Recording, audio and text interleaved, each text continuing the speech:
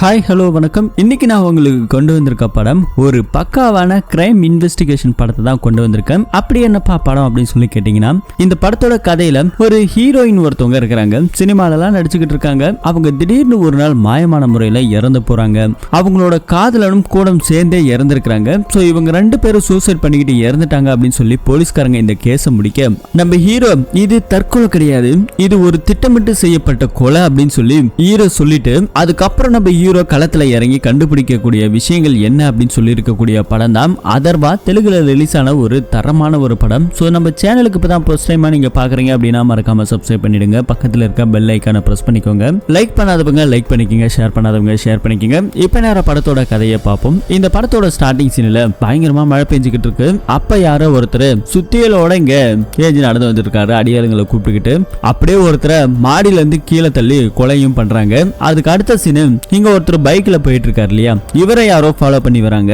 திடீர்னு ஒரு கார் இவரை வந்து மோதுது. அதே இடத்துல இவரையும் கொலை பண்ணி போடுறாங்க. படத்தோட ஆரம்பத்துல இப்படி ரெண்டு கொலையை பண்ணிருக்கிற இந்த அக்யூஸ்ட். மூணாவதா நம்ம படத்தோட ஹீரோவை காமிக்கிறாங்க. பேரு கர்ணாங்கிற அதர்வா. சோ இப்படி இவர் இருக்க, இவரோட தலையில துப்பாக்கி வச்சு சுட போற அந்த தருணத்துல ஹீரோ ஒரு விஷயம் இப்படி நடக்கிறதுக்கான காரணம் என்ன அப்படின்னு சொல்லி கொஞ்ச நாளைக்கு முன்னாடி என்ன நடந்துச்சுன்னு ஒரு பிளாஷ்பேக்கு போகுது. நம்ம ஹீரோ இருக்கார் இல்லையா, அவர் போலீஸ் ஆகணுங்கிறது அவரோட நீண்ட நாள் ஆசை. நிறைய தடவை பிராக்டிஸ் எல்லாம் பண்ணிக்கிட்டு இருக்காரு. இங்க ரன்னிங் ஓடும்போது நம்ம ஹீரோக்கு மூச்சு திணறல் ஏற்பட்டு அங்கவே பொத்துன்னு விழுகிறாரு. ஹீரோக்கு ஆஸ்துமா பிரச்சனை இருக்குது. ஆஸ்துமா கிட்ட வச்சு அடிச்சிட்டு அப்படியே எங்க கிராமத்துக்கு வராரு. இந்த தடவை நம்ம ஹீரோ ரன்னிங் ரேஸ்ல தோத்து வேலை கிடைக்காம போயிடுச்சு. ஊருக்குள்ள கிராமத்துக்குள்ள இருக்கிற எல்லாருக்கும் தெரியும் ஹீரோ போலீஸ் ட்ரைனிங்க்கு அட்டன் பண்ணிக்கிட்டு இருக்கிற விஷயம். அங்க இருக்கிறவனுங்க எல்லாருமே என்னடா கர்ணா இந்த தடவையும் புட்டுக்கிச்சா ஊத்திக்கிச்சா அப்படின்னு சொல்லி கிண்டல் பண்ணிக்கிட்டு இருக்கிறானுங்க. இது நம்ம ஹீரோக்கு பிடிக்கல. அப்படியே சரக்கடிச்சுக்கிட்டு இருக்கும்போது ஃப்ரெண்டுக்காரன் கூட்டுக்கிட்டு இந்த எல்லாமே ஓகே தான், இந்த ஆஸ்துமா பிரச்சனை இருக்கிறது ஒரு பக்கம், இந்த மேக்ஸ் இதெல்லாம் எனக்கு சுத்தமா புரியல அப்படின்னு சொல்லி பேசிக்கிட்டு இருக்க, அந்த வழியா ஹீரோவோட சித்தப்பா ஒருத்தர் போறாரு. என்ன காரணம் இந்த தடவை மிஸ் ஆயிடுச்சு போல அப்படின்னு சொல்லி கேட்கும்போது, ஆமா சித்தப்பா, இந்த ஆஸ்துமா அட்டாக் வேற குறுக்க வந்ததால என்னால அதை கிளியர் பண்ணவே முடிய மாட்டேங்குதுன்னு சொல்லிக்கிட்டு இருக்க, நீ ஏன்டா அதெல்லாம் பண்ணிக்கிட்டு இருக்கிற, இந்த க்ளூ டீம் அப்படின்னு சொல்லிட்டு இப்ப புதுசா ஒரு கால்ஃபர் ஒண்ணு வந்திருக்குது. க்ளூ டீம் அப்படி என்னன்னா, இந்த போலீஸ்காரங்களுக்கு சில கேஸ் எல்லாம் முடிக்க முடியாம இருக்கு இல்லையா, இந்த ஃபாரன்சிக்ல வந்து செக் பண்ணி கொடுப்பாங்க பாருங்க, ஃபிங்கர் பிரிண்ட், அது என்ன நடந்துச்சு அப்படிங்கிற மாதிரி போலீஸ்க்கு சப்போர்ட்டா கண்டுபிடிச்சுக்க கூடிய ஒரு டீம் ஒண்ணு அதுக்காக தனியா கவர்மெண்ட் ஒரு எக்ஸாம் வச்சிருக்காங்களாம். அதுல வேணா நீ ட்ரை பண்ணி பாரு, போலீஸ் வேலையை விட கொஞ்சம் அது ஈஸியா தான் இருக்கும், உன்னால கண்டிப்பா முடியும் சொல்லி சித்தப்பாக்காரர் சொன்னதால நம்ம ஹீரோ அதுக்கு தீவிரமா படிக்க ஆரம்பிச்சிட்டாரு. எக்ஸாம் எல்லாம் போயிட்டு எழுதிட்டாரு, இன்டர்வியூ எல்லாம் அட்டன் பண்றாரு. அதுக்கப்புறம் கொஞ்ச நாளுக்கு அப்புறம் ரிசல்ட் எல்லாம் வருது. நம்ம ஹீரோ இதுல பாஸ் ஆயிட்டாரு. இப்போ முதல் நாளுக்கான வேலைக்கு போக ஆரம்பிக்கிறாரு. முதல் நாள் வேலை இன்டர்வியூல கொஞ்சம் லேட்டா போறாரு. அங்க இருக்கிற ஆபீசர்ஸ் எல்லாம் திட்ட ஆரம்பிக்கிறாங்க. இத பார்ப்பா, க்ளூ டீம்ங்கிறது சாதாரணமா கிடையாது, நாம கரெக்ட் டைமுக்கு போகணும், நம்ம கொஞ்சம் முன்ன பின்ன ஆனாலுமே கூட அங்க இருக்கிற எவிடன்ஸ் எல்லாம் அழிஞ்சு போக ஆரம்பிக்கிறோம், அதனால நமக்கு அந்த கேஸே முடிக்க முடியாம போயிடும். இந்த மாதிரியான ஒரு கேஸ் எல்லாம் நம்ம பெண்டிங்ல எத்தனை வாட்டி இருக்குதுன்னு உனக்கு தெரியுமில்ல அப்படின்னு சொல்லி கேட்டா, அது எல்லாமே தெரியும் சார், ஆக்சுவலி நான் ஆல்ரெடி சீக்கிரமா வந்துட்டேன், ஏதோ கொஞ்சம் உள்ள வர்றதுக்குள்ள லேட் ஆயிடுச்சு அப்படின்னு சொல்லி நம்ம ஹீரோ எவ்வளவு சமாளிக்க ஆரம்பிக்கிறாரு. அதுக்கப்புறம் அங்க இருக்கிற டீம் கூட கனெக்ட் ஆகி அதுக்கப்புறம் சுப்பிரமணியனை போயிட்டு பாருங்க அப்படின்னு சொல்றாரு. இந்த க்ளூ டீம்ல ஏகப்பட்ட மிஷினரி இருக்குது. பொதுவா செவத்துல நம்ம கையை வச்சோம் அப்படின்னாக்கா இது சாதாரணமா பார்த்தா தெரியாது. ஆனா அவங்க கிட்ட இருக்கிற இந்த ப்ளூ லைட் வச்சு அடிச்சு பார்த்தோம்னாக்கா ஃபிங்கர் பிரிண்ட் எங்கெல்லாம் இருக்குது கண்டுபிடிக்கலாம். இந்த மாதிரி ஒவ்வொன்றுத்துக்கும் ஒவ்வொரு மிஷினரி இருக்குது. ஃபிங்கர் பிரிண்ட்டை வச்சு அவரோட டேட்டா பத்தி இயர்ஸை இப்படியும் கண்டுபிடிக்க முடியும். இப்படி எல்லாத்துக்குமே ஒவ்வொன்று மிஷினரியா இவங்கள்ட்ட இருக்குது. அது எல்லாத்துக்குமே எக்ஸ்பிளைன் பண்ண ஆரம்பிக்கிறாங்க. பொதுவா கிரைம் நடக்கும்போது நிறைய வீடியோ ஃபுட்டேஜ், இமேஜ் ஃபுட்டேஜ் இப்படி எடுத்துக்கிட்டு இருப்பாங்க. நம்ம ஹீரோக்கு இப்ப ஃபிங்கர் பிரிண்ட் அந்த செக்ஷன்ல போட்டிருக்காங்க. நிறைய கேஸ் ஃபைலுக்கான ஃபிங்கர் பிரிண்ட் எல்லாம் வருது. அது எல்லாத்தையும் கண்டுபிடிச்சு ரிப்போர்ட்டா கொடுக்கற மாதிரி இந்த மாதிரி வேலை தான் நம்ம ஹீரோக்கு வருது. ஆனா நம்ம ஹீரோ ஆசைப்பட்டது என்ன, போலீஸ் வேலை, ஒரு நல்ல தரமான ஒரு இன்வெஸ்டிகேஷன் பண்ணணும், ஒரு கேஸ கண்டுபிடிக்கணும். இப்படிதான் நம்ம ஹீரோ அதிகமா ஆசைப்பட்டுக்கிட்டு இருப்பாரு. இப்படி ஒரு பக்கத்துல இருக்க ஹீரோ கூட வேலை பார்க்குற ஒரு பொண்ணு ஒருத்தி இருக்கிறா. அவ ஒரு பையனை லவ் பண்றா. அந்த பையன் டிஎஸ்பியோட பையனா இருக்கிறான். ஆனா மிஸ்பிஹேவ் பண்ணதால இவங்களோட லவ் பிரேக்கப் பண்ணிருக்காங்க இந்த பொண்ணு. ஆனாலும் அந்த பையன் விடாம போன் போட்டு டார்ச்சர் பண்ணிக்கிட்டு இருக்கான். இந்த விஷயம் நம்ம ஹீரோக்கு தெரியும். இதனால அந்த பொண்ணு டிப்ரெஷன் ஆகி அடிக்கடி ட்ரிங்க்ஸ் எல்லாம் பண்ணிக்கிட்டு இருக்காங்க. இன்னொரு பக்கத்துல நம்ம ஹீரோக்கு எந்த ஒரு இன்வெஸ்டிகேஷன் பண்ற மாதிரி ஃபீல்ட் ஒர்க்கே கிடைக்கல. ஃபுல் அண்ட் ஃபுல் ஆபீஸ் ஒர்க்கே போயிட்டு இருக்க. திடீர்னு ஒரு நாள் எல்லாரும் கூடி நின்று பேசிக்கிட்டு இருக்காங்க. என்னடா சொல்லிட்டு நம்ம ஹீரோவும் போயிட்டு அட்டன் பண்ணும்போது தான் பக்கத்து கடையில இருக்கக்கூடிய ஒரு ஜுவல்லரி ஷாப்ல ஏதோ கொள்ளைகள் அடிச்சுட்டு போயிருக்காங்க. திருடு நடந்திருக்குதா, அந்த திருட்டை கண்டுபிடிக்கணுங்கிறதுக்காக இங்க டீமை ஃபார்ம் பண்ணிருக்காங்க. நம்ம ஹீரோவும் இப்ப போக போறாரு. முதலா இன்வெஸ்டிகேஷன் ஆபீசரா போக ஆரம்பிக்கிறாரு. யூனிஃபார்ம்லாம் மாட்டிக்கிட்டு இருக்கிற எல்லா மிஷினும் எடுத்துக்கிட்டு கார்ல ஜாலியா போயிட்டு இருக்கும்போது இப்போ அந்த இன்வெஸ்டிகேஷன் பண்ணக்கூடிய அந்த இடத்தை நமக்கு இங்க காமிக்கிறாங்க. அங்க இருக்கிற ஒரு போலீஸ்காரர், இவர் யாருன்னு உங்களுக்கு தெரியுதா? தெலுங்கு படம் வரைக்கும் போய் நடிச்சிருக்காரு மனுஷன். பாவம் இப்ப இறந்து போயிட்டாரு. இப்ப அங்க இருக்கும்போது அங்க இருக்கிற வாட்ச்மேனை கூப்பிட்டு இருக்காரு. நைட் டைம் யாரோ கடைக்குள்ள வந்துதான் திருடி இருக்கிறாங்க. சத்தங்கத்தை எதுவும் கேட்கலையான்னு கேட்டா எந்த சத்தமும் எனக்கு கேட்கல சார் அப்படின்னு சொல்லி இங்க இருக்கிற வாட்ச்மேன் சொல்லிக்கிட்டு இருக்காரு. அது இல்லாம இந்த வாட்ச்மேன் பல வருஷமா வேலை பார்த்துட்டு இருக்காரு. இப்படி பல வருஷமா வேலை பார்த்துக்கிட்டு இருந்தாலும் சூழ்நிலை மாறும்போது அவன் கண்டிப்பா திருடுவான் அப்படின்னு சொல்லி இந்த வாட்ச்மேனையே சந்தேகப்படுறாரு. அதே இடத்துல நம்ம க்ளூ டீம் இங்க வராங்க. எல்லா இடத்தையும் செக் பண்ணி பாக்குறாங்க. செக் பண்ணி பார்த்ததுல கடைக்குள்ள வரும்போது ஆயுதத்தோட வந்திருக்காங்க. வெளியே போகும்போது எந்த ஒரு ஆயுதத்தையும் கொண்டு போகல. இப்படி கடை முழுக்க இருக்கிற எல்லா பொருளும் திருடி இருக்காங்க. ஆனா ஹீரோவோட பாயிண்ட் ஆஃப் வியூல கண்டிப்பா எவ்வளவு பெரிய கிரைம் நடந்தாலும் அதுல ஒரு மிஸ்டேக் கண்டிப்பா நடக்கணும். அந்த மிஸ்டேக் தான் நம்ம கண்டுபிடிக்கணும். இதுதான் பொதுவா நடக்கக்கூடிய ஒவ்வொரு கிரைம் ஸ்பாட்ல இருக்கக்கூடிய ஒரு முக்கியமான விஷயம். இப்படி இவங்க எல்லாம் இன்வெஸ்டிகேஷன் பண்ணிக்கிட்டு இருக்க அங்க போலீஸ் தலைமையில இருந்து ஒரு அதிகாரி ஒருத்தர் வந்திருக்காரு. இது வரைக்கும் இந்த இன்வெஸ்டிகேஷன்ல என்ன கண்டுபிடிச்சிருக்கீங்க அப்படின்னு சொல்லி போலீஸ்காரங்க கிட்டயும் நம்ம க்ளூ டைம் கிட்ட கேட்டுக்கிட்டு இருக்கும் போதுதான் அங்க இருக்கிற நம்ம நாணவேல் என்ன பண்றாருன்னா, சார் இது கண்டிப்பா ஒரு கொள்ள கும்பலோட பக்கா பிளான் பண்ணி தான் இங்க வந்து கொள்ளையடிச்சிருக்காங்க. இத பாருங்க, பேக் டோர் வழியா திறந்துட்டு இந்த கண்ணாடியை உடைச்சு உள்ள வந்து எல்லாத்தையும் திருடிட்டு இப்படியே வெளியே போயிருக்காங்க. சோ இதுதான் சார் நடந்திருக்கு அப்படிங்கிற மாதிரி இவங்க எல்லாம் சொல்லிக்கிட்டு இருக்க அப்ப நம்ம ஹீரோ அதை பார்த்துட்டு இருக்கும்போது, சார் இந்த வழியா அவங்க போகல, நான் உங்களுக்கு சொல்றேன் ஒரு நிமிஷம் வாங்க சொல்லும்போது, நீ யாருப்பா அப்படின்னு சொல்லி கேட்டா க்ளூ டீம்ல புதுசா சேர்ந்திருக்கிற ஒரு ஆளாம், பேரு கர்ணா அப்படிங்கிறாரு. செகண்ட் ஃப்ளோருக்கு கூட்டிட்டு போறாரு. என்னப்பா எங்க கூட்டு வந்திருக்குன்னு சொல்லி கேட்டா பாத்ரூமுக்குள்ள கூட்டிட்டு போறாரு. பாத்ரூமுக்குள்ள இருக்கிற ஏர் விண்டோக்கு பக்கத்துல தான் ஃபிங்கர் பிரிண்ட வச்சு அந்த லைட் அடிக்கும் போது, சார் இந்த வழியா தான் இவங்க பிளான் பண்ணி வந்திருக்காங்க. அது மட்டும் கிடையாது, இவங்க வந்ததும் இந்த வழிதான், போனதும் இந்த வழிதான். இவங்க இதுக்கு முன்னாடியே கடைக்குள்ள நார்மலா வந்து எல்லாமே செக் பண்ணிட்டு எந்த வழியா போனா கரெக்டா இருக்கும் அப்படிங்கறத பிளான் பண்ணிட்டு அதுக்கப்புறம் தான் வந்து திருடி இருக்காங்க அப்படிங்கறத நம்ம ஹீரோ கண்டுபிடிக்கிறாரு. அது மட்டும் இல்லாம ஒரு ஆயுதத்தை எடுத்துட்டு வந்திருக்காங்க. வெளியே போகும்போது அந்த ஆயுதம் கிடையாது. சிசிடிவி ஃபுட்டேஜ்ல முகமுடி மாஸ்க் எல்லாம் போட்டுக்கிட்டு இருந்ததால எதுவும் பெருசா தெரியல. அந்த சிசிடிவில ஆயுதத்தை எடுத்துட்டு வந்தாங்க இல்லையா, அது கூட அதே இடத்துல ஒரு இடத்துல போட்டு வச்சிருக்காங்க, சுத்தியிலும் கம்பியும். சோ அதுவும் போலீஸ்காரங்க கண்டுபிடிச்சிட்டாங்க. அது மட்டும் இல்லாம இதுக்கு முன்னாடி ஒரு கிரைம் நடந்தது, அதுல இதே பேட்டர்ன்ல கிடைச்சிருக்கிற ஒரு ஆயுதம் தான் இப்ப இவங்களுக்கும் கிடைச்சிருக்குது. அதே இடத்துல ஒரு புக்கா ஒண்ணு கிடைச்சிருக்குது. இந்த பாக்கு இது வழக்கமா இந்த தெலுங்கு பக்கத்துல இருக்கிற சில ஆளுங்க போடக்கூடிய ஒரு பாக்கு. இப்படி இவங்க தான் போட்டிருக்கணும் அப்படிங்கிற மாதிரி அதெல்லாம் வச்சு இன்வெஸ்டிகேஷன் பண்ணதுல ஓரளவுக்கு கிட்ட நெருங்கிட்டாங்க. கிரைம் நடந்த அந்த டைம்ல பர்டிகுலர் டைம்ல வச்சு சிக்னலோட டிராக்கிங்க பண்ண ஆரம்பிச்சிட்டாங்க. போன் சிக்னலோட டிராக்கிங்க. டிஎன்ஏ சாம்பிள் ஒரு பக்கம் கிடைச்சிக்கிச்சு, இன்னொரு பக்கத்துல சிக்னலும் கிடைச்சிக்கிச்சு. அவனுங்க தங்கி இருக்கிறது ஒரு லாட்ஜ் இல்லங்கிறது தெரிய வந்து போச்சு. இப்ப போலீஸ்காரங்க ஒட்டுமொத்த பேரும் அவங்கள தூக்கியாச்சு. இப்ப நம்ம ஹீரோக்கு பயங்கர பாராட்டு விழுகுது. பரவாயில்லையே, முதல் டைம்ல இப்படி தரமா இன்வெஸ்டிகேஷன் பண்ணிருக்கிற அப்படின்னு சொல்லி எல்லாரும் பாராட்ட ஆரம்பிச்சிட்டாங்க. கைது செய்யப்பட்டது ஒரு 2 அக்யூஸ்டுங்கள. இதுக்கு முன்னாடி ஒரு ராபரி நடந்திருக்கு இல்லையா, அந்த கேஸ்லயும் நம்ம ஹீரோ எடுத்து ரிப்போர்ட் எல்லாம் படிச்சு பார்த்துட்டு போலீஸ் கிட்ட போயிட்டு சொல்றாரு, சார் அந்த கடையில கொள்ள அடிச்சது இவனுங்க தான் அப்படிங்கறத பிங்கர் பிரிண்ட் மூலமா நம்ம ஹீரோ நிரூபிச்சிருக்காரு. பயங்கர பாராட்டு விழுது. மேல் இடத்துல இருந்து கூட நம்ம ஹீரோக்கு பாராட்டு விழுந்துகிட்டு இருக்க அங்க பேட்டி எடுக்கிறதுக்காக வந்திருக்காங்க ஒரு பொண்ணு. அந்த பொண்ணோட அழகை பார்த்து நம்ம ஹீரோ அப்படியே சொக்கி நின்னுகிட்டு இருக்காங்க. பேரு நித்யா. சோ அங்க இருக்கிற நம்ம ஹீரோ ஃப்ரெண்டு, என்னடா பார்த்த முதல் டைம்ல லுக்கா அப்படின்னு சொல்லி கேட்கும்போது 10 வருஷத்துக்கு முன்னாடியே விழுந்துட்டா அப்படின்னு சொல்லி ஒரு பிளாஷ்பேக்கு போனா இங்க இருக்கிற பொண்ணு நம்ம ஹீரோவும் ஒன்னா படிச்சிருக்காங்க, காலேஜ்ல ஸ்கூல்ல எல்லாத்துலயும். அப்படி இவங்க கொஞ்ச நாளுக்கு அப்புறம் பிரிஞ்சு போயிருக்காங்க. சமீபத்துல இப்பதான் நம்ம ஹீரோ மீட் பண்ணிருக்காரு. ஸ்கூல் படிக்கும்போது காலேஜ் படிக்கும்போது அந்த பொண்ணை லவ் பண்ணிருப்பாரு, லவ் சொல்லலாம்னு போயிருப்பாரு. ஆனா பயத்துல நம்ம ஹீரோவால சொல்ல முடியல. இப்படி அந்த பொண்ணு கிட்ட பாக்குறாரு, பேசுறாங்க. உங்களை நான் எங்கேயோ பாத்துருக்கேன்னு அந்த பொண்ணு சொல்லிட்டு இருக்கும்போது, எங்க நான் உங்க சீனியருங்க அப்படின்னு சொல்லும் போதுதான் பேரு கர்ணாங்கிற அதர்வா அப்படின்னு சொல்லும் போதுதான் ரைட் கர்ணா எப்படி இருக்கா அப்படின்னு சொல்லி ஜாலியா அவங்க பேசிட்டு அப்படியே கொஞ்சம் ஃப்ரெண்ட்ஷிப்பாவும் பேசிக்கிறாங்க. நம்பர் எல்லாம் வாங்கிக்கிறாங்க. அந்த பொண்ணு கிட்ட எப்படியாவது லவ் சொல்லணும் அப்படிங்கறதா நம்ம ஹீரோவோட ஒரே. அதுக்காக அடிக்கடி இந்த மாதிரி டீ ஷாப்புக்கு அங்க இங்க மீட் பண்ணும்போதுலாம் உங்கள்கிட்ட ஒன்னு சொல்லணும்னு சொல்லுவாரு. ஆனா ஒவ்வொரு தடவை பயத்தினால சொல்லாம போயிடுவாரு. ஒரு தடவை அப்படி சொல்லலாம்னு போகும்போது கூட இவரோட ஃப்ரெண்டு ஒரு 20 நாளா என்கிட்ட சரியா பேசல, நீங்க பக்கத்துல தான் இருக்கிறா, போன் பண்ணாலும் ஏதோ ரீச் ஆகல, போயிட்டு ஒரு பாத்துட்டு வந்துடலாம் சொல்லிட்டு சினிமா நடிக்க ஜோசிய பாத்துட்டு வரலாம் சொல்லிட்டு இங்க கிளம்பி போறாங்க. அப்படியே அவங்க வீட்டுல போகும்போது இங்க பயங்கரமான ஒரு ஷாக். என்ன அப்படின்னா, அந்த பொண்ணு இங்க யாரோ துப்பாக்கி முனையில கொலை பண்ணி போட்டு வச்சிருக்காங்க. பக்கத்துல அவனோட காதலன் சிவான் சொல்லிட்டு ஒருத்தவன் இவங்க 2 பேத்தையும் கொலை பண்ணி போட்டுருக்காங்க. துப்பாக்கி கூட பக்கத்திலே இருக்குது. ஹீரோவும் ஹீரோயின் அதை பார்த்துட்டு பயங்கர ஷாக்கிங் ஆகுறாங்க. ஹீரோயின் வலி தாங்க முடியாம அவங்கள காப்பாத்தலாம் சொல்லி போகும்போது அவங்க ஆல்ரெடி டெத் ஆயிட்டாங்க. நீ போய் எதை கை வச்சிடாத, இது கிரைம் ஸ்பாட்டுக்கு ஃபிங்கர் பிரிண்ட் அழிக்கிற மாதிரி ஆயிடும், தொடாத தொடாத அப்படின்னு சொல்லிட்டு நம்ம ஹீரோ கட்டுப்படுத்துறாரு. அடுத்தது போலீஸ்காரங்க, ரிப்போர்ட்டர், ஏகப்பட்ட பேர் இங்க வந்திருக்காங்க. பிரேக்கிங் நியூஸா போயிட்டு இருக்குது. போலீஸ்காரங்க வந்து இன்வெஸ்டிகேஷன் பண்றாங்க. பாவம் நம்ம ஹீரோயினோட ஃப்ரெண்டை இப்படி கொலை பண்ணி போட்டது யாரு அப்படின்னு தெரியாம முழிச்சுக்கிட்டு இருக்க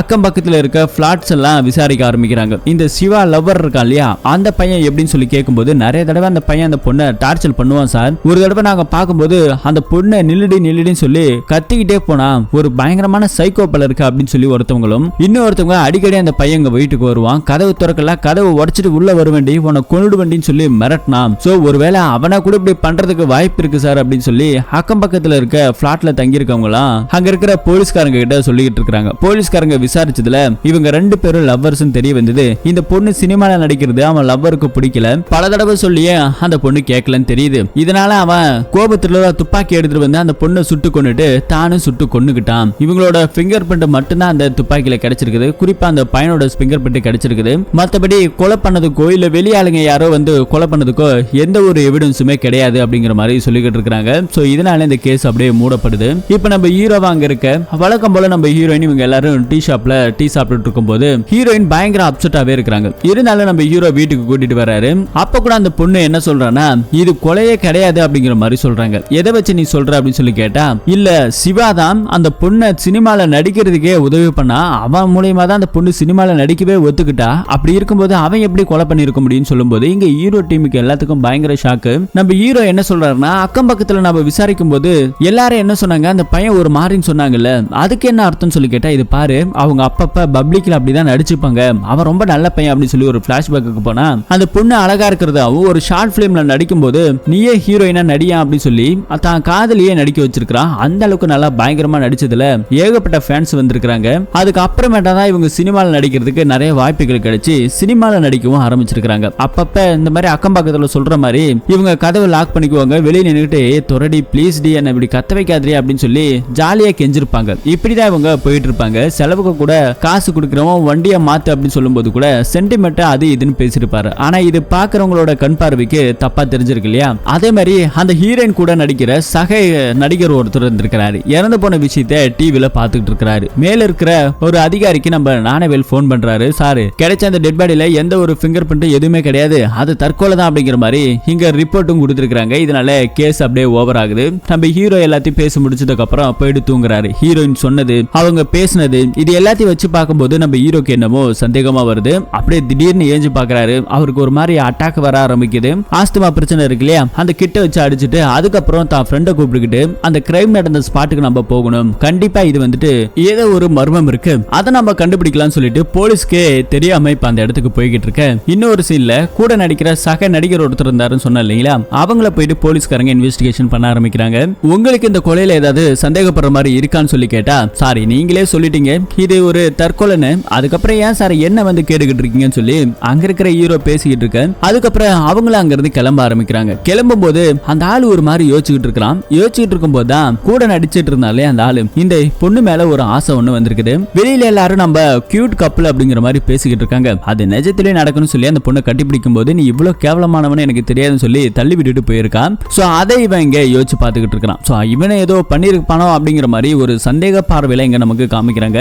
அடுத்து நம்ம ஹீரோவை காமிச்சாங்க இல்லையா, அவர் அந்த ஸ்பாட்டுக்கு போயிட்டாரு. வீட்டுக்குள்ள அப்படியே திறந்துட்டு உள்ள போய் பார்க்கும்போது அங்க இருக்கிற எல்லா விக்டிம்ஸ் அங்க கிடைக்கக்கூடிய சில பொருள் எல்லாத்தையுமே நம்ம ஹீரோ அப்படியே யோசிச்சு பார்த்துக்கிட்டு இருக்காரு. அப்படி பார்க்கும்போது செல்ஃப்ல ஒரு கிஃப்ட் டப்பா ஒன்னு இருக்குது. அந்த கிஃப்ட் அப்படியே ஓபன் பண்ணி பார்த்தா உள்ள ஒரு ரிங் இருக்கு. சோ இந்த ரிங்கை யாரோ வாங்கிட்டு வந்து வச்சிருக்காங்க. கிஃப்ட கொடுக்கணுங்கிறதுக்காக தான் எடுத்துட்டு வந்திருக்காங்க. ஆனா கிரைம் நடந்த அந்த ஸ்பாட்ல இது கிடைக்கவே இல்லை. அப்படின்னா இந்த ரிங்கை வாங்கிட்டு தான் சிவா அங்க வந்திருக்கணும். கொலை பண்ண போறவ எதுக்காக கிஃப்ட் வாங்கிட்டு வந்திருக்க முடியும் அப்படின்னு சொல்லிட்டு ஒருவேளை இதை யார் பில் பண்ணிருக்காங்க அப்படிங்கறத கண்டுபிடிக்கணும் இல்லையா. அங்க இருக்கிற ஒரு கான்ஸ்டபிளோட சப்போர்ட்டோட கிரைம் ஸ்பாட்ல கிடைச்ச அந்த எவிடன்ஸ்ல ஒரு இடத்துல பாதுகாத்து வச்சிருக்காங்க. அங்க போயிட்டு பார்க்கும்போது அந்த பில்ல பர்ச்சேஸ் பண்ணிருக்கிறது நம்ம சிவா தான். அவன் பேர்ல தான் பில்லையும் பர்ச்சேஸ் பண்ணிருக்காங்க. அந்த பில்ல போட்டோ எடுத்துக்கிறாரு. ஆனா போலீஸ்காரு போட்டோ எடுக்காதீங்க, எடுத்த போட்டோவை டெலீட் பண்ணுங்க சொன்னதால ஹீரோ அங்க டெலீட் பண்ணிட்டு இங்க வெளியே வந்து நிக்கிறாரு. வெளியே வந்து நிக்கும் போது கூட இருக்கிற ஃப்ரெண்டுக்காரன் டேய் இதெல்லாம் அவங்க சூசைட் பண்ணி தானே இறந்திருப்பாங்க, இதெல்லாம் பெருசா சந்தேகப்படாத அப்படின்னு சொல்லி கேட்கும்போது இல்ல கண்டிப்பா இது திட்டமிட்டு செய்யப்பட்ட ஒரு கொலை அப்படிங்கிற மாதிரி சொல்றாங்க. எப்படி நீ கரெக்டா சொல்ற அப்படின்னு சொல்லி கேட்டா, சிவா வந்துட்டு பார்க்கிங் பண்ணிட்டு உள்ளுக்குள்ள வந்தோட டைம் 11:23 சிசிடிவி ஃபுட்டேஜ் படி பாக்குறாரு. பார்க் பண்ணிட்டு வந்த டைம் 11:23. அதே மாதிரி அவங்க லிப்ட்ல ஏறி கரெக்டா அந்த ரூமுக்கு வரணும் அப்படின்னா கூட கரெக்டா ஒரு 3 நிமிஷம் ஆயிருக்கலாம். 11:26க்கு அவங்க மீட் பண்ணிருக்காங்க. ஆனா அந்த பொண்ணு இறந்ததுக்கான டைம் 11:30. நாங்க போயிட்டு மீட் பண்ண டைம், அதாவது ஹீரோ ஹீரோயின் போயிட்டு பார்த்தாங்களே இறந்து போனப்ப அந்த டைம் பார்த்தா 11:40. இப்ப இடப்பட்ட கேப்ல ஒரு 4 நிமிஷத்துல கண்டிப்பா ஒரு கொலையை பண்ணிருக்கிறதுக்கு வாய்ப்பே இல்ல. அதை மீறி பண்ணியே இருந்தாலுமே கூட கொலை பண்ண போறேன், எதுக்கு பில் பண்ணிட்டு போயிட்டு ஒரு கிஃப்ட்டை எடுத்துட்டு போய் கொடுத்துருக்க முடியும், அவன் ஏன் கிஃப்ட் வாங்க போறான் அப்படிங்கிற மாதிரி நம்ம ஹீரோ சொல்லிக்கிட்டு இருக்கும்போது யாரோ ஒருத்தவங்க வந்திருக்காங்க. அவங்க தான் இவங்க 2 பேத்தையும் கொலை பண்ணி இது ஒரு தற்கொலைங்கிற மாதிரி செட்டப் பண்ணி வச்சிருக்காங்க அப்படின்னு சொல்லிட்டு நம்ம ஹீரோ அங்க ஃப்ரெண்டுக்காரங்கிட்ட சொல்லிக்கிட்டு இருக்கிறான். சோ இப்போ அந்த கொலைகாரன் யாரு அப்படிங்கிற மாதிரி ஹீரோ கண்டுபிடிக்கணும். இப்ப ஹீரோவோட ஃபர்ஸ்ட் இன்வெஸ்டிகேஷன்ல இறந்து போன சிவா இருக்கா இல்லையா, அந்த பொண்ணோட காதலன், அவங்களோட வீட்டுக்கு போயிட்டு அவங்க அப்பா அம்மா கிட்ட விசாரிக்கிறாங்க. அவங்க அப்பா அம்மா கிட்ட விசாரிக்கும் போது கடைசியா பையன் போகும்போது பேசினது ஒரு விஷயம் தான் சொல்லிட்டு பிளாஷ்பேக்கு போனா, போகும்போது அந்த பையன் கூப்பிட்டு இந்த மாதிரி நான் ஒரு பொண்ணை காதலிக்கிறேன், சினிமாலாம் நடிக்கிறான், இருந்தாலும் அவளுக்கிட்ட நான் ப்ரொபோஸ் பண்றதுக்கு முன்னாடி உங்ககிட்ட ஒரு வார்த்தை கேட்டுலாமன்னு சொல்லிட்டு தான்ப்பா உங்களை கூப்பிட்டேன் அப்படின்னு சொல்லி அப்பா அம்மா கிட்ட பர்மிஷன் கேட்கிறேன். ஏண்டா உனக்கு பிடிச்சிருந்தா போதாதா, நீ எதை பண்ணாலும் சரியா தான் பண்ணுவேன்னு சொல்லி அப்பா அம்மாக்கு இதுல ஓகே. போகும்போது கரெக்டா ஒரு நல்ல கிஃப்டா வாங்கிட்டு போடா அப்படின்னு சொல்லிட்டு அவங்க அன்னைக்கு வெளியே கிளம்பி இருக்காங்க. சந்தோஷத்துல இந்த பையன் போயிட்டு ரிங் எல்லாம் கிஃப்டா எடுத்துக்கிட்டு அதுக்கப்புறம் ஏதோ போயிருக்கிறான். அதுக்கப்புறம் தான் இந்த மாதிரி எல்லாம் நடந்திருக்குது அப்படின்னு சொல்லி அவங்களோட அப்பா அம்மாவும் சொல்றாங்க. அதுக்கப்புறம் அங்க இருக்கிற நானவேல் இருக்காரு இல்லையா போலீஸ்காரரு, அவரு வந்து என்ன சொல்றாருன்னா, ஏண்டா உங்களுக்கு முடிஞ்சு போன கேஸ் நோண்டெல்லாம் தூக்கமே வராதாடா, ரவிச்சந்திர சாரு இந்த கேஸ முடிச்சிட்டாரு, திரும்பவும் நீங்க நோண்டிக்கிட்டு இருக்கீங்க அப்படின்னு சொல்லி அவன் ஒரு பக்கம் திட்டிட்டு போறாரு. நம்ம ஹீரோக்கு என்ன பண்றது, அடுத்து எங்க போய் பாக்குறது அப்படிங்கறது ஒரு விஷயமும் புரியல. கூட நடிச்ச அந்த சக நடிகரே பேட்டி கொடுத்துட்டு இருக்கான். கொலை நடத்தப்பட்ட அந்த கொலையில எந்த ஒரு மர்மமும் கிடையாது, சூசைட் பண்ணி இறந்துக்கிட்டாங்க, அதுல எனக்கு எந்த பெருசா உடன்பாடு இல்லைன்னு சொல்லி அவன் பேசிட்டு இருக்கிறது நம்ம ஹீரோக்கு சந்தேகத்தை உண்டாக்குது. அவனை எப்படியாவது பார்க்கணும், மீட் பண்ணணும் அப்படிங்கிற மாதிரி ஹீரோக்கு ஒரு ஆசை. ஆனா அவன் அவ்வளவு சீக்கிரமா போயிட முடியாது. அவனோட வீட்டுக்கு முன்னாடி ஒரு அயன் பாக்ஸ் கடை வச்சு நடத்திட்டு இருக்காங்க, குக்கிங் கடையும் வச்சிருக்காங்க. அவங்க கிட்ட போயிட்டு நம்ம ஹீரோ விசாரிக்க, அவர் சனிக்கிழமான ஒரு கிளப்புக்கு போவாரு, அங்க போனீங்கன்னா அவரை கண்டிப்பா மீட் பண்ணலாம், பேசலாம், என்ன காரணம் அப்படின்னு சொல்லி கேட்கும்போது இந்த மாதிரி நாங்க ஒரு கதை எழுதி வச்சிருக்கிறோம், புது டைரக்டர், அதனால அவரை பார்க்கணும்னு சொல்லிட்டு நம்ம ஹீரோவோட பசங்க போய் சொல்றாங்க. அதுக்கப்புறம் அவங்க சொன்ன மாதிரி சனிக்கிழமை ஒரு கிளப் ஒன்னு இருக்குது. அங்க நம்ம ஹீரோவோட செட்டப்ல ஒரு பொண்ணை அழகா மேக்கப் பண்ணி கூட்டிட்டு போறாங்க. கூட்டு போய் அந்த கிளப்ல வைக்க அவனு வந்து பொண்ணுங்கனால வீக்னஸ் போல பக்கத்துல வந்து உட்கார்ந்து இருக்கிறான். அவன் ஒரு ட்ரிங்க்ஸை குடிக்க அந்த ட்ரிங்க்ஸ் இந்த பொண்ணு வாங்கி லைட்டா குடிச்சுக்கிட்டு இருக்க, அதுக்கப்புறம் அந்த ட்ரிங்க்ஸ்ல ஒரு மருந்து அந்த பொண்ணு கலக்கிறா. இது அவனுக்கே தெரியாம அதுக்கப்புறம் எடுத்து கொடுக்க அவனும் குடிச்சிடறான். குடிச்ச கொஞ்ச நேரத்துல அவனை ஒரு இடத்துக்கு கூட்டிட்டு போறாங்க. அப்பதான் அந்த பொண்ணு ஒரு மருந்து கலந்தா இல்லையா, அந்த மருந்தோட பேரு பென்தோல் சோடியம் அப்படின்னு சொல்லிட்டு ஏதோ ஒரு மருந்து போல. அந்த மருந்தை கலந்தோம் அப்படின்னாக்கா உண்மை என்ன அப்படிங்கிறது தானா கொட்டி தீத்துருவாங்க. அப்படிப்பட்ட ஒரு மருந்து. அவனை இப்ப ஒரு கார் பக்கத்துல வச்சு நம்ம ஹீரோட டீம் கேட்கும்போது, ஆமாண்டா அவளை எனக்கு ரொம்ப பிடிச்சது, அவளை அடையணும்னு சொல்லி நான் ஆசைப்பட்டேன், ஆனா அவ என்ன பிடிக்கலன்னு சொல்லிட்டா, வேண்டான்னு சொல்லிட்டா, அதுக்கப்புறம் என்ன நடந்துச்சுன்னா எனக்கு தெரியல, அவளை எவன் கொலை பண்ணானே தெரியல அப்படிங்கிற மாதிரி இவன் சொல்லிக்கிட்டு இருக்கும் போது இதுல பெருசா எந்த ஒரு பொய்யுமே இருக்காது அப்படின்னு சொல்லி அந்த பொண்ணு சொல்லி இருக்கிறா. என்ன பண்றது, இவனும் வந்துட்டு உண்மைதான் சொல்லி இருக்கிறான். இவனுக்கு அந்த விஷயத்துல சம்பந்தம் இல்லைன்னு தெரிஞ்சு போச்சு. அடுத்தது இத சிசிடிவி ஃபுட்டேஜ் எடுத்து நம்ம ஹீரோவோட மேல் ஆபீசருக்கு ரிப்போர்ட்டா போயிருக்குது. அங்க போலீஸ்காரர் வந்து ஏன்பா முடிஞ்சு போன கேஸ் இந்த பசங்க எதுக்கு நோண்டிட்டு இருக்காங்கன்னு சொல்லி ரிப்போர்ட் பண்ணியாச்சு. அங்க இருக்கிற ஆளு நம்ம ஹீரோவை கூப்பிட்டு பயங்கரமா திட்டுறாரு. முடிஞ்சு போன கேஸை விசாரிக்க கூடாதுன்னு உனக்கு தெரியாதா, நீ எதுக்கு தேவையில்லாம அந்த நடிகரை பப்ளிக் பிளேஸ்ல அதுவும் மருந்தை கொடுத்து இந்த மாதிரி பண்ணிருக்கிற, இது எவ்வளவு பெரிய இல்லீகல் தெரியுமா அப்படிங்கிற மாதிரி பேசிக்கிட்டு இருக்க, ஒரு வழியே நம்ம ஹீரோக்கு இவங்க 6 மாசத்துக்கு சஸ்பெண்ட கொடுத்துறாங்க. அந்த போலீஸ்காரோட சப்போர்ட்டோட தான் இது நடந்திருக்குது. இனிமே நீ இந்த பக்கமே வராத 6 மாசத்துக்கு அப்படின்னு சொல்லி பனிஷ்மெண்ட் கொடுத்து வெளியே துரத்திட்டாங்க. இருந்தாலும் நம்ம ஹீரோக்கு சஸ்பெண்ட் தான் ஆயிருக்கிறேன்னு தவிர அதை விசாரிக்க கூடாதுன்னு கிடையாது, நான் விசாரிப்பேன் அப்படின்னு சொல்லிட்டு நம்ம ஹீரோ தன்னோட காதலியை கூப்பிட்டு திரும்பவும் பேச ஆரம்பிக்கிறாங்க. என்ன மாதிரி விஷயம் அப்படின்னா, உங்ககிட்ட ஒரு 20 நாள் கேப் விட்டான்னு சொன்னா இல்லையா, அந்த 20 நாள்ல அவளுக்கு ஏதாவது ஒரு பிரச்சனை நடந்திருக்கும், சோ அது என்ன அப்படிங்கறத நம்ம கண்டுபிடிக்கணும் அப்படிங்கிற மாதிரி சொல்லிக்கிட்டு இருக்காங்க. தேவையில்லாம இந்த கேஸை விசாரிச்சு நீ திரும்ப உள்ள போக போறியா அப்படின்னு சொல்லி கேட்டா, இத பாரு, ஒரு தப்பு பண்ணாம ஒருத்தவங்க உள்ள இருந்தாங்க அப்படின்னா அதனோட கஷ்டம் என்ன அப்படிங்கிறது எனக்கு தெரியும் அப்படின்னு நம்ம ஹீரோ சின்ன வயசுல அவங்க அப்பாவை தப்பு பண்ணாதுக்கு போலீஸ்காரங்க அரெஸ்ட் பண்ணி கூட்டிட்டு போயிருப்பாங்க. அதுக்கப்புறம் வந்ததோடனே மன உடைச்சல இறந்து போயிருப்பாரு, அனாதையா இருந்திருப்பாரு. அதுக்கப்புறம் படிச்சுதான் இங்க நல்ல வேலைக்கு வந்திருப்பாரு. சோ இந்த கேஸை விசாரிக்கணுங்கிறதுல நம்ம ஹீரோ தீவிரமா இருக்கிறாரு. அந்த பொண்ணுக்கு என்ன பிரச்சனை நடந்திருக்குன்னு சொல்லிட்டு தான் கூட நடிக்கிறவங்க எல்லாருக்கும் மேனேஜர்னு ஒருத்தங்க இருப்பாங்க, அவங்களுக்கு போனை போடுறாங்க. அவனோட போன் இப்ப சுவிட்ச் ஆஃப்ல இருக்குது. இன்னொரு டைம் ரிங்க போகுது, எடுக்கல. அதுக்கப்புறம் அந்த பொண்ணோட போன் கால் ஹிஸ்டரி எல்லாத்தையும் எல்லாத்தையுமே எடுக்கிறாங்க. அந்த ஹிஸ்டரியில எடுக்கும்போது ஒரு சில நம்பர் பர்டிகுலரா வந்துட்டு அட்டன் பண்ணி பேசிருக்காங்க, அது அன்டைம் இந்த மாதிரி. சோ அப்படின்னா பொதுவா ஒருத்தவங்களை இந்த மாதிரி போன் பண்றாங்க, மிரட்டுறாங்க, அப்செட் ஆகுறாங்கன்னா என்ன காரணமா இருக்கும் சொல்லி கேட்டா மெயின் முக்கியமான காரணம் பணமா இருக்கணும். அந்த பொண்ணோட அக்கௌண்ட் ஸ்டேட்மெண்ட் டீடைல்ஸ் எல்லாத்தையுமே எடுக்கிறாங்க. தெரிஞ்ச பேக்குங்கிறதால ஹீரோயினோட சப்போர்ட்டால தான் எடுக்கிறாங்க. அப்படி எடுக்கும்போது எல்லாத்துக்குமே அந்த பொண்ணு குறிப்பா ஏதாவது ஒரு பர்ச்சேஸ் பண்றாங்க அப்படின்னாக்கா சாக்லேட் பர்ச்சேசிங் அப்படின்னு மென்ஷன் பண்ணி அனுப்புவாங்க. திடீர்னு அந்த அக்கௌண்ட்ல இருந்து வேற ஒரு அக்கௌண்ட்டுக்கு 10 லட்சம் ரூபாய் டிரான்ஸ்பர் ஆயிருக்குது. ஆனா அது என்ன காரணத்துக்கு அப்படிங்கறத அந்த பொண்ணு மென்ஷன் பண்ணல. அப்படின்னா அந்த 10 லட்சம் ரூபாயில ஏதோ ஒரு மிஸ்டேக் இருக்குது, ஏதோ ஒரு கிரைம் இருக்கு அப்படிங்கறத நம்ம ஹீரோ கண்டுபிடிக்கிறாரு. திரும்பவும் அந்த அக்கௌண்ட்ல இருந்து எந்த அக்கௌண்ட்டுக்கு போச்சோ அந்த அக்கௌண்ட் டீடைல நம்ம ஹீரோவோட சப்போர்ட் இருக்கு இல்லையா, அதனால அங்கேயுமே வாங்குறாங்க. அவரோட ஆதார் கார்டு பேன் கார்டு எல்லாம் கொடுத்துறாங்க பேங்க்ல. அந்த அட்ரஸுக்கு போயிட்டு ஹீரோ ஃப்ரெண்டு போயிட்டு விசாரிக்கிறாங்க. அந்த அட்ரஸ்ல அப்படி ஒருத்தவங்க கிடையவே கிடையாது அப்படிங்கிற மாதிரி சொல்லிடுறாங்க. ஆனா ஆதார் கார்டுல இருக்க போட்டோ காமிச்சா இப்படி எல்லாம் யாரும் இல்லைங்க சொல்றாங்க. அந்த தெருவுல நிறைய இடத்துல காமிச்சு பார்த்துட்டாங்க, ஆனா யாருக்குமே தெரியல. திரும்பவும் பஸ் ஏறி போகும்போது பஸ் ஸ்டாப்ல இருந்து யாரோ ஒருத்தவங்க இந்த குக்கிங் முச்சர் பாக்கெட் இதெல்லாம் வித்துக்கிட்டு இருக்க அது நம்ம ஹீரோ பாக்குறாரு. டே இறங்கடா அப்படின்னு சொல்லிட்டு ஓடும்போது தான் தெரியுது அந்த பேங்க் அக்கௌண்ட் டீடைல்ஸ்ல இருந்த ஆளு இங்க இருக்கிறான். அவனை பிடிச்சி அடிச்சு கேட்கும்போது எதுக்குடா அந்த பொண்ணு கிட்ட 10 லட்சம் ரூபாய் வாங்கணும்னு சொல்லி கேட்டா, ஐயா சார் 10 லட்சம் ரூபாவா, 10 லட்சம் ரூபாய் வாங்கியிருந்தா நான் இந்த மாதிரி பஸ் ஸ்டாப்ல இந்த மாதிரி மிச்சர் முறுக்குன்னு வித்துக்கிட்டு இருக்க போறேன், யோசிச்சு பாருங்க, நான் அதை செய்யவே இல்லை அப்படின்னு சொல்லும்போது இந்த அக்கௌண்ட் இந்த பேர்லாம் யாருதா அப்படின்னு சொல்லி கேட்டா என்னதான் அப்படின்னு சொல்றாரு. உன் அக்கௌண்ட்ல தான் 10 லட்சம் ரூபாய் கிரெடிட் ஆயிருக்குன்னு சொல்லும்போது அப்பதான் அந்த ஆளு ஒரு பக்கம் பிளாஷ்பேக் போறான். இவரோட வேலை என்ன அப்படின்னா பஸ் ஸ்டாப்ல இந்த மாதிரி பொருளை விற்கிறது தான். அப்படி திடீர்னு ஒருத்தன் வந்திருக்கான், இந்த மாதிரி உங்களுக்கு ஒரு அக்கௌண்ட் ஓபன் பண்றேன், உங்க பேர்ல ஓபன் பண்ணிக்கிறேன், உங்களுக்கு காசு கொடுக்குறேன்னு அப்பப்ப அக்கௌண்ட் ஓபன் பண்ணி காசு வந்தா அதுல கொஞ்சம் இவருக்கு காசு கொடுத்துட்டு மொத்தத்தையும் அவன் ஆட்டையை போட்டிருக்கிற விஷயம் ஹீரோக்கு தெரிய வருது.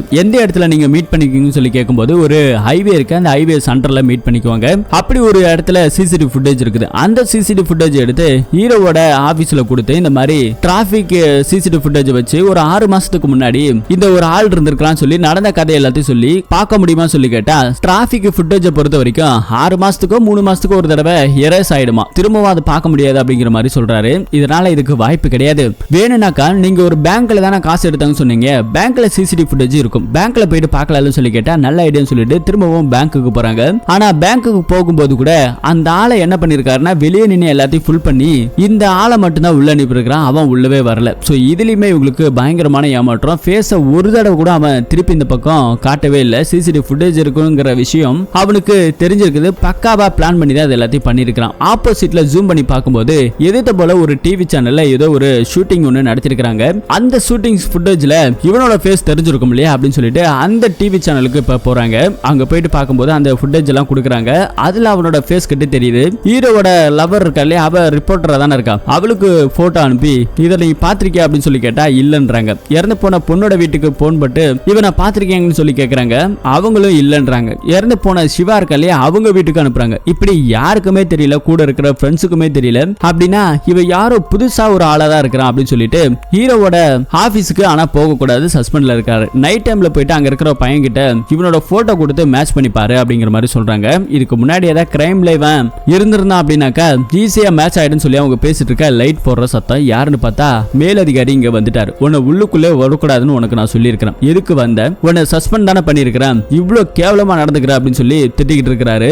அப்ப நம்ம ஹீரோ பயங்கரமா கோவப்படுறாரு. இதை பாருங்க, அது ஒரு திட்டமிட்டு செய்யப்பட்ட கொலை, நீங்க என்ன விசாரிக்க கூடாதுன்னு சொல்லாதீங்க, இதை நான் பர்சனலா விசாரிக்க தான் போறேன், அது யாரு அப்படிங்கறத நான் கண்டுபிடிக்க தான் போறேன், எனக்கு யாரோட சப்போர்ட்டுமே தேவையில்லை அப்படின்னு சொல்லிட்டு இங்க நம்ம ஹீரோ வெளியே வராரு. ஒரு போன் கால் ஒன்று வருது. அந்த மேனேஜர் ஒருத்தர் இருந்தார் இல்லையா, போன் பண்ணி எடுக்கல இல்லையா, அவரே இப்ப போன் பண்ணி இருக்கிறாரு. அவர் ஒரு இடத்துல ஷூட்டிங் நடத்திட்டு இருக்காரு. அங்க போயிட்டு பேங்க்குக்கு முன்னாடி இருந்த அவனோட போட்டோவை காமிக்கிறாங்க. அது யார் அப்படிங்கறது எனக்கு தெரியல சார் அப்படின்னு அவனும் சொல்றான். கொஞ்ச நாளைக்கு முன்னாடி அந்த மேடம் வந்துட்டு கொஞ்சம் ஸ்ட்ரகிளா இருந்தாங்க இல்லையா, என்ன காரணம் ஏதாவது பிரச்சனையா சொல்லி கேட்டா அதெல்லாம் எனக்கு தெரியாது சார், நார்மலா கூப்பிடுவாங்க வருவாங்க அதோட முடிஞ்சு போச்சுன்னு சொல்லிட்டு கூட வேலை பார்த்தவங்க எல்லாரோடைய நம்ம ஹீரோ விசாரணை பண்றாரு. கொடை பிடிக்கிறவங்கள இருந்து மேக்கப் ஆர்டிஸ்ட்ல இருந்து எல்லாத்துக்கிட்டும் விசாரிக்கிறாங்க. ஆனா பெருசா எந்த ஒரு குழுவுமே இங்க கிடைக்கல. ரிட்டர்ன் வரும்போது நம்ம ஹீரோக்கு சந்தேகம். விசாரிச்சுட்டு இருக்கும்போது ஒருத்த மட்டும் திருன்னு முழிச்சிருக்கான். அது என்னன்னு சொல்லிட்டு திரும்ப விசாரிக்கலாம்னு போய் பார்க்கும்போது அவன் அங்க இருந்து போட்டுட்டு ஓடி இருக்கிறான். அவன் எங்கன்னு கேட்டா அங்க இருக்கிறவங்க யாருக்குமே தெரியல. அவன் எங்க தங்கியிருக்கான்னு சொல்லி கேட்டா சார் அவனோட அட்ரஸ் எதுவுமே கிடையாது, ஆனா அவன் பேரு சாகர், அவன் இந்த ஏரியால தான் தங்கியிருக்கிறான் அப்படிங்கிற மாதிரி டீட்டெயில் கொடுக்க அந்த ஏரியால நம்ம ஹீரோவோட டீம் எல்லாரையும் போயிட்டு அவனோட போட்டோ மட்டும் வாங்கி எல்லாருக்கிட்ட விசாரிக்கிறாங்க. யாருக்குமே தெரியலங்கிறாங்க.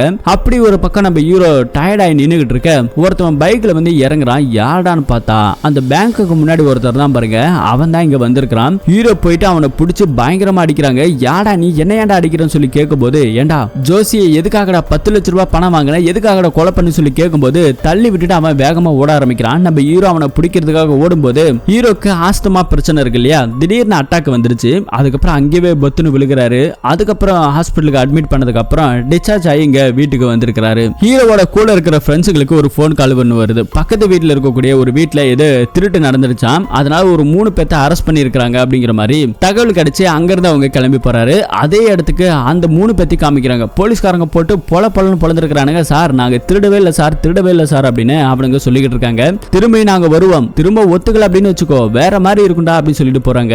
அப்ப அந்த 3 பேருங்க இதுக்கு தான் நான் சொன்னேன், எந்த தப்பு பண்ணாதீங்களா, பண்ண தப்புக்கான பாவத்தை இப்ப நம்ம அனுபவிக்கிறோம் அப்படின்னு சொல்லும்போது, டே இது பாரு யாரோ நம்மள மாட்டி விட்டு இருக்காங்க, நாம தான் இது திருடவே இல்லையடா, நாம ஏன்டா ஒத்துக்க போறோம் அப்படிங்கிற மாதிரி இவனுக்குள்ள பேசிக்கிட்டு இருக்க.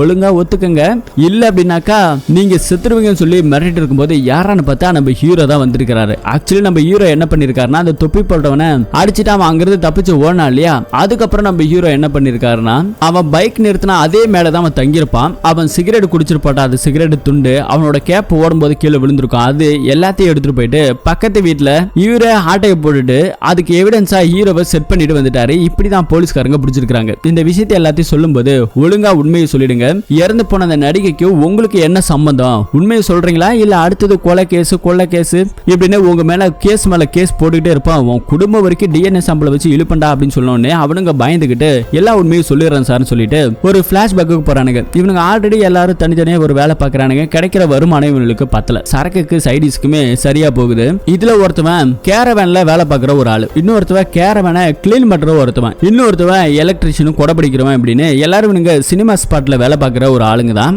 அப்படி இவனுக்கு ஒரு பிளான் பண்றானுங்க. சமீபத்துல ஒரு நடிகை ஒருத்தவங்க இறந்து போயிருக்காங்க. அந்த நடிகை இறந்து போனதுக்கு அப்புறம் ஏன்டா இப்படி ஒரு லட்டு மாதிரி ஒரு பொண்ணு இருக்கிறான், நானா இருந்தேன் அப்படின்னாக்கா அவகிட்ட பிளாக்மெயில் பண்ணி நிறைய பணத்தெல்லாம் வாங்கியிருப்பேன், ஜாலியா செட்டில் ஆயிருப்பேன் அப்படிங்கிற மாதிரி இவனுக்கு இன்னொரு பிளானையும் போடுறானுங்க. இதை பயன்படுத்தி பேசாம நம்ம என்ன பண்றோம் அப்படின்னா, கேரவேன்ல தான் நம்ம தெரியாம ஒரு சிசிடிவி கேமராவை வச்சிருவோம், அதாவது ஹிடன் கேமராவை வச்சிருவோம். அந்த ஹிடன் கேமராவை வச்சு நியூடி வீடியோலாம் எப்படி ட்ரெஸ் மாத்தும் போது கிடைக்கும், அதை வச்சு பயன்படுத்தி நடிகை கிட்ட பணத்தை புடுங்கலாம் சொல்லும்போது ஆரம்பத்துல 2 பேர் ஒத்துக்கல, கடைசி அப்புறம் ஒத்துக்கிறானுங்க. இவங்க பிளான் பண்ண மாதிரியே கேரவேன்ல இருக்க பிளக் போர்ட்ல இந்த ஹிடன் கேமராவை மறைச்சு வச்சிடறானுங்க. அதுக்கப்புறம் அந்த நடிகை இங்க போறாங்க, ட்ரெஸ் மாத்துறாங்க இல்லையா, அது எல்லாத்தையுமே வீடியோவா இவங்களுக்கு கிடைச்சிருது. ஜாலியா இவனுங்க ரசிச்சு பாத்துக்கிட்டு இருக்க ஒரு நடிகைக்கு போன் போட்டு இந்த மாதிரி உங்க நியூடி வீடியோ எல்லாம் பார்த்தேன் நல்லா இருக்கு அப்படிங்கிற மாதிரி சொல்லும்போது அந்த பொண்ணுக்கு பயங்கர ஷாக்கிங் ஆகுது. சும்மா போன் போட்டு ஏதாவது சொல்லிக்கிட்டு இருக்காதுன்னு சொல்லும்போது உன் இடுப்புக்கு கீழே இந்த இடத்த மச்சம் இருக்கு அந்த இடத்த மச்சம் இருக்குன்னு இவனுக்கு சொன்னதுல இப்போ உங்களுக்கு என்னதான் வேணும்னு சொல்லி கேட்டா ஒரு 10 லட்சம் ரூபாய் பணம் வேணும் அப்படிங்கிற மாதிரி சொல்றாங்க. அக்கௌண்ட்ல தான் வேணும் அப்படிங்கிறானுங்க.